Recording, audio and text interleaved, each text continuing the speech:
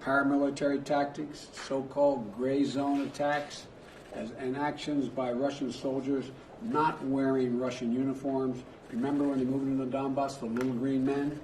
They were dealing with those who were Russian sympathizers and said that Russia had nobody in there.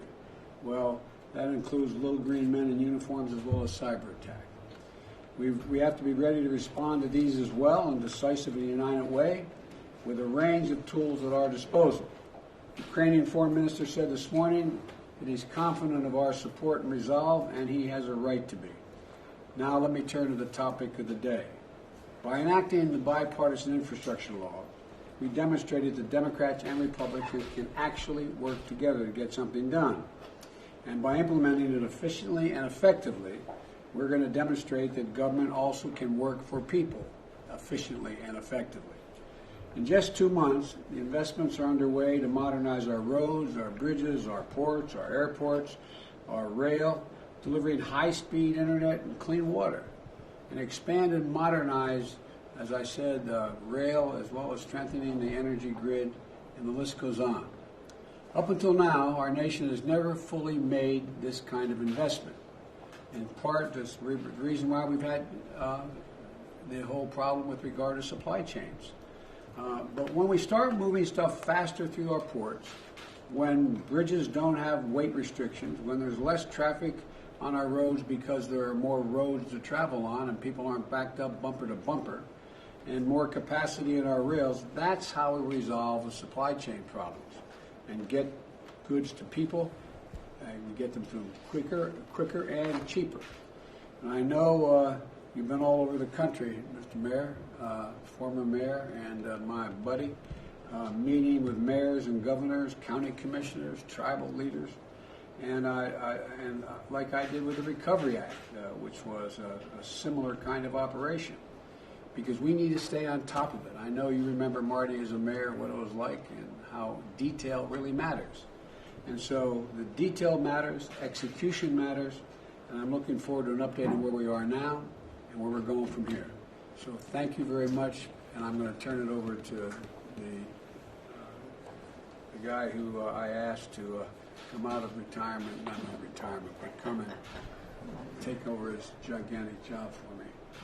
Mr. President, thank you so much. I'm honored, and thank you for having me. You asked us to rebuild America, the largest infrastructure investment in generations in the country. And this is the team, Mr. President, that you put together that has been in the last 60 days hitting the ground and getting things done. This is actually the 7th meeting that we've had in the last 60 days, and each one of these individuals has been organizing not only their agencies, but their partners around the country to actually make this happen. We're actually spending a lot of time running to the fire, as we like to say, flushing out the very difficult problems that attended to anything that this large that hasn't been done in a long time. But you asked us not just to rebuild America, you asked us to rebuild a better America. And a better America, from your perspective, is one that we're following, which means good paying union jobs.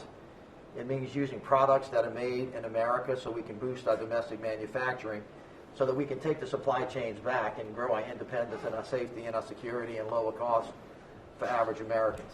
It also means not doing anything without a sense of equity and an understanding that we can't go forward if we can't go forward together, because diversity is this nation's greatest strength. And then also thinking about the tremendous challenges we have with climate and resilience and sustainability to build back in a way so that we know when bad things come, we're tough enough to actually sustain whatever that is. You also said to me when I first got here, listen, the American people need to have our trust, and so therefore accountability and transparency is important, and that we need to make sure that we work with inspector generals and other people to regain the public trust.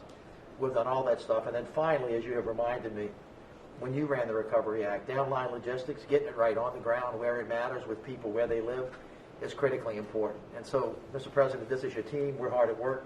We're ready to get the job done, and we're ready to continue to do the work that we've done in the last 60 days. So thank you so much.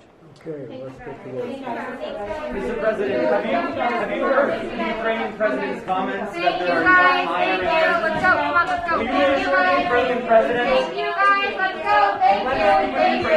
Let's go. Thank you. Let's go. Come on, guys. Let's go. Thank you. Thank you. Don't get hurt, believe me.